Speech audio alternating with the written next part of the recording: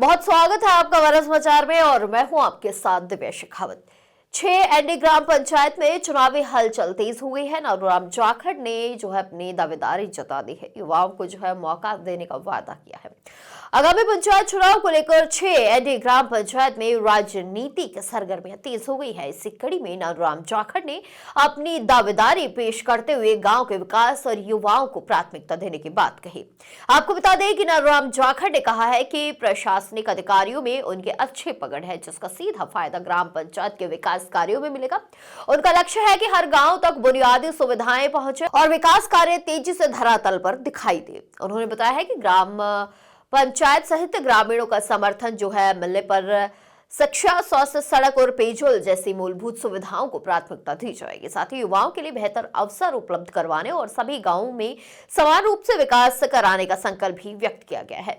वहीं हमारे समाचार के वरिष्ठ संवाददाता सुनील कुमार ने नारूराम जाखड़ से गांव के विकास और आगामी योजनाओं को लेकर विशेष चर्चा की है। अब सवाल यह है कि क्या इस बार 6 एनडी ग्राम पंचायत में युवा नेतृत्व को मौका मिलेगा। आइए दिखाते हैं आपको एक खास रिपोर्ट। नमस्कार, स्वागत है हमारा समाचार में। आज हम मौजूद हैं, नई ग्राम पंचायत बनी है 6 एनडी। तो हमारे साथ जो उम्मीदवार है लगातार तैयारी कर रहे हैं सरपंची की, वो नानूराम जी जाखड़। बिल्कुल युवा है, छोटी एज है कहीं ना कहीं, पर संघर्ष बड़ा है। आज इनसे खास बातचीत की जाएगी। लगातार अगर ग्राम पंचायत में यहाँ की जनता इनको चुनती है तो स्थानीय मुद्दे क्या रहेंगे, किस प्रकार ये लगातार जनता के बीच जा रहे हैं, गांव में जा रहे हैं, ढाणी में भी जा रहे हैं, किस प्रकार इनका जनसंपर्क है, कैसा लोगों का इनको प्यार मिल रहा है, बात करेंगे। ग्राम पंचायत की नई पंचायत है और स्थानीय मुद्दे क्या रहेंगे लगातार, क्योंकि सर्व समाज के अंदर ये इनका अच्छा सिस्टम है। अच्छे तरीके से ये लगातार बच्चों के लिए बढ़िया व्यवस्था भी कर रहे हैं, स्कूलों में भी जा रहे हैं। आज इनसे ही जानेंगे। तो सर, सबसे पहले तो हमारा समाचार में स्वागत है सर, आपका बहुत बहुत। जी, आपका भी बहुत बहुत हार्दिक अभिनंदन और स्वागत है। और आज है ना, अपने पूर्व विदेश मंत्री स्वर्गीय सुषमा जी स्वराज का जन्मदिन भी है और साथ साथ वैलेंटाइन डे भी है। तो सभी साथियों को इन दोनों चीज़ों की हार्दिक बधाई और शुभकामनाएं। हाँ जी। तो सर, बात करेंगे, बिल्कुल नई ग्राम पंचायत है और नया रुख है, किस प्रकार को देखने को मिलेगा? जी, सही बात, आपकी नई ग्राम पंचायत है और नई ग्राम पंचायत में बहुत काम होते हैं और मुद्दे भी बहुत होते हैं। उनकी भी काम ऐसे होता है, ग्राउंड जीरो लेवल से स्टार्ट करना पड़ता है आपको। ग्राउंड लेवल से पूरे जीरो से स्टार्ट करना पड़ता है, चाहे पंचायत भवन का निर्माण हो, चाहे स्कूल का सीनियर सेकेंडरी तक होना हो, चाहे और भी बहुत शिक्षा, खेलकूद, सभी क्षेत्रों में जीरो लेवल से करना पड़ता है आपको नए सिरे से। तो सर, जैसे लगातार बात करें, आप डोर टू डोर है, जनता के बीच जा रहे हो, जनसंपर्क आपका बहुत अच्छा है कहीं ना कहीं। तो उसको लेकर जनता का किस प्रकार रिस्पॉन्स मिलता है, कैसा प्यार मिल रहा है आपको? जी, 6 एनडी ग्राम पंचायत की जनता को मुझे बहुत बढ़िया प्यार मिल रहा है, सम्मान मिल रहा है और लोग भी ये चाहते हैं कि कोई युवा चेहरा जो समाज के लिए, हमारी पंचायत के लिए कोई बढ़िया से आगे आके काम करवा सके, जिसे अपना भविष्य जो है वो बच्चों के हाथ में है, बच्चे भी आगे बढ़िया कर सकें। इसलिए लोगों का खूब प्यार स्नेह मिल रहा है और मुझे पक्का विश्वास है भी ये स्नेह वोटों में भी तब्दील होगा। सर, बिल्कुल बात करेंगे, जैसे नई पंचायत है, जो जो जो अंतर ग्राम पंचायत के जो लोग हैं उनको बड़ी एक आपसे उम्मीद है, तो उस किस प्रकार आप खरा उतरोगे उम्मीदों पर? जी, मैं राजनीति में आना, जो मेरा उद्देश्य है वो लोगों यानी समाज सेवा करना ही है। मैंने पहले बिना राजनीति के उद्देश्य से समाज सेवा की, तो मेरे को ये महसूस हुआ कि ग्राम पंचायत में अगर आपको कोई काम करना है तो आपके पास कुछ न कुछ पावर या पद होना चाहिए जहाँ से आप लोगों का विकास कर सकें। तो मैं उनकी उम्मीदों पर पूरा खरा उतरूंगा। राजनीति मेरा उद्देश्य नहीं है, मेरा उद्देश्य सामाजिक सेवा और अपनी पंचायत का उत्थान ही है। तो सर, जैसे बात करें, खुद एक आप युवा हो, तो युवाओं के लिए क्या कुछ संघर्ष करोगे या कोई जैसे कल्याणकारी योजना आती है, पर धरातल की बात करें तो कहीं ना कहीं वो कागजों में सिमट जाती है, क्योंकि वो उन तक पहुंच नहीं पाती। तो उसको लेकर क्या कुछ रहेगा, क्योंकि युवा है जो आपको पता है नशे की चपेट में आ चुके हैं काफी। जी, आपकी बात सही है।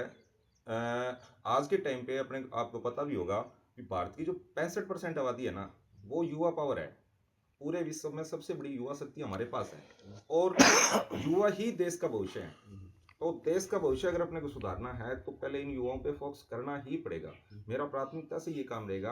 युवा के लिए 2 चीज महत्वपूर्ण है, एक तो शिक्षा और एक खेलकूद। खेलकूद और शिक्षा इसलिए जरूरी है, शिक्षा नहीं होगी, देखो अब अपना टाइम तो जैसे तैसे, चाहे अनपढ़ थे, बेरोजगार थे, निकल गया, पर जो आने वाली पीढ़ी है, आने वाला जो टाइम है, उसमें जी अनपढ़ रह के अपने कुछ नहीं कर सकते ना। आप सरकारी योजनाओं का लाभ ले सकते, फिर आपको पता नहीं होगा। तो आपको रिश्वत भी देनी पड़ेगी। ऐसे बहुत से हैं जिससे शिक्षा के बिना आगे कुछ नहीं हो सकता। तो इसलिए पहला तो रहेगा मेरा शिक्षा। तो अब बात करें अपने शिक्षा पे, तो शिक्षा तो सबसे बड़ा मेरा जो शिक्षा का काम रहेगा वो ये रहेगा कि गांव में जितने भी स्कूल हैं वहाँ पे उनका अच्छे से देख रेख करके स्टाफ की बढ़िया व्यवस्था और स्टाफ के साथ कम्युनिकेशन बना के बच्चों को अच्छे से पढ़ाई कराएं, वो काम। फिर उनकी जो आज के टाइम में सबसे बड़ी समस्या है कि घर पे रह के बच्चे नहीं पढ़ सकते। समस्या क्या आती है, अपने जमींदार फैमिली से जुड़े हुए हैं, कभी खेत में कोई काम आ गया, कभी कोई पड़ोसी आ गया, कभी रिश्तेदार आ गया, तो वो बच्चा घर पे डिस्टर्ब होता है। उसके लिए लाइब्रेरी आज के टाइम की प्राथमिकता बन चुकी है। तो बच्चों को क्या दूसरी जगह जाना पड़ता है। तो मेरी ये कोशिश रहेगी भी ग्राम पंचायत के जितने भी गांव हैं उनमें एक एक लाइब्रेरी या तो सरकारी योजनाओं का लाभ लेके बनाएं और नहीं तो जन सहयोग से भी बनानी पड़े, चाहे चाहे एक आदि कोई घर से भी बनवानी पड़े। लाइब्रेरी की हर गांव में व्यवस्था होगी और अच्छी वहाँ सुविधाएं होंगी जिससे बच्चे अच्छे तरह से पढ़ सके। और दूसरी शिक्षा पे बात करें, थोड़ा सा मैं इस पॉइंट को लंबा खींचूंगा जी। इसका रीजन ये है भी मैन ये 2 पॉइंट होते हैं बच्चों के लिए। दूसरा ये रहेगा, आज मैं देख रहा हूँ यहाँ बच्चे जब ग्रेजुएशन करके निकलते हैं तो उनके सामने एक बड़ी समस्या ये आती है क्योंकि अपने बैकग्राउंड फैमिली से हैं और अपने ज़्यादातर लोगों के माता पिता भी उतना नॉलेज नहीं रखते भी आगे क्या करवाना चाहिए। तो बच्चों के सामने ये समस्या आती है ग्रेजुएशन करने के बाद भी अब मैं करूं क्या, किस फील्ड में जाऊं जहां से मेरे को सर्विस आसानी से मिले या मैं कोई अपना बिजनेस कर सकता हूं, वो नॉलेज नहीं होता। मेरा प्राथमिकता से ये काम रहेगा, अपने एरिया में जो सरकारी टीचर हैं या और भी विभाग में जो अधिकारी हैं वो चाहते हैं, बहुत से ऐसे अधिकारी और टीचर हैं जो बच्चों के लिए कुछ गाइडेंस करना चाहते हैं पर उनको एक प्लेटफॉर्म नहीं मिल पाता अच्छा वाला जहाँ पर वो उनका कम्युनिकेशन बन जाए उन बच्चों का जो ग्रेजुएशन करके निकले हैं, 12वीं करके निकले हैं। और मैं ये कोशिश करूंगा, अभी एक 15 लोगों की कोशिश नहीं, ये तो क्लियर होगा ही, मेरी बात हो चुकी है लोगों से।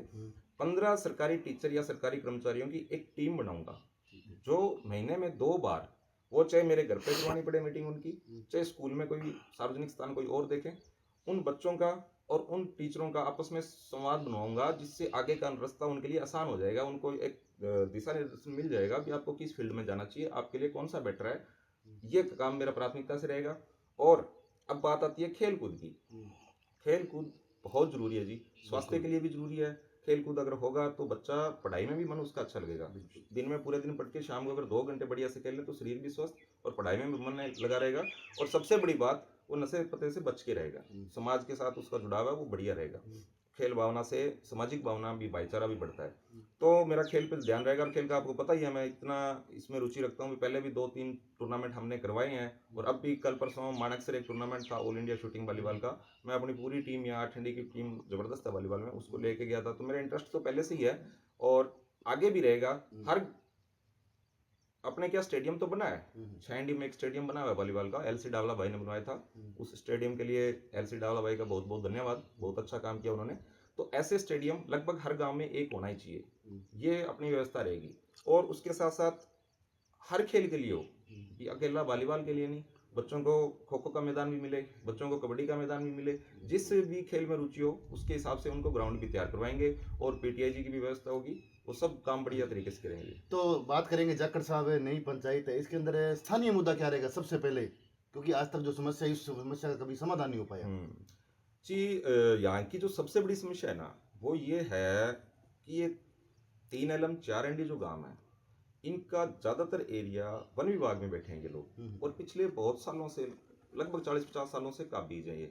तो पर उनको मालिकाना हक नहीं है उनके पास, उनका कोई पट्टा नहीं है, कोई और नहीं है, मालिकाना हक नहीं है। उस वजह से उन लोगों की समस्या क्या आ रही है कि उनको सरकारी योजनाओं का लाभ नहीं मिल पा रहा। अब पट्टा ही नहीं है तो उनको प्रधानमंत्री आवास योजना और भी जो योजनाएं आती हैं उनका लाभ वो नहीं उठा पा रहे हैं। और उनके सामने ये भी समस्या भी, वो दूसरी जगह शिफ्ट भी नहीं हो सकते क्योंकि कमजोर तबका है वो। अब पूरा घर तोड़ फोड़ के कहीं दोबारा बनाना उनके लिए ये समस्या है। तो जी इस के लिए मैंने संतोष जी बावरी जी अपने आए हुए थे, पूर्व विधायक जी छांडी, तो मैंने उनके सामने ये मुद्दा उठाया था और उनको ये कहा था भी कैसे हो सकता है इस समस्या का समाधान। उन्होंने मेरे को कहा कि देखो मैं, ये काम है वन विभाग का और मैं, ये मेरे हाथ का बस का काम नहीं है, पर कोशिश करूंगी ऊपर तक कि कैसे ही करके कोई नियमों में संशोधन हो के या कोई और ऑप्शन अगर निकलता है तो मैं करूंगी। तो आपके चैनल के माध्यम से मैं भी ये कहना चाहता हूँ, देखो जी ये काम मेरे लेवल का भी नहीं है, मैं कोई आपसे झूठा वादा करके और ऐसा नहीं करना चाहता। हाँ, मेरा पुरजोर प्रयास रहेगा। उसके बाद अपने यहाँ नारावली में एक बार संभागीय आयुक्त आए हुए थे अभी थोड़े दिन पहले, उनके सामने भी मैंने ये मुद्दा उठाया था, तो उन्होंने भी ये कहा था भी वन विभाग का हेड ऑफिस लखनऊ है और मैं वहाँ इस बार जब राउंड लगेगा तो आपकी इस समस्या को मैंने नोट कर लिया है, जरूर उठाऊंगा और देखूंगा क्या समाधान निकल सकता है। तो ये मेरी आपसे रिक्वेस्ट है, पुरजोर प्रयास रहेगा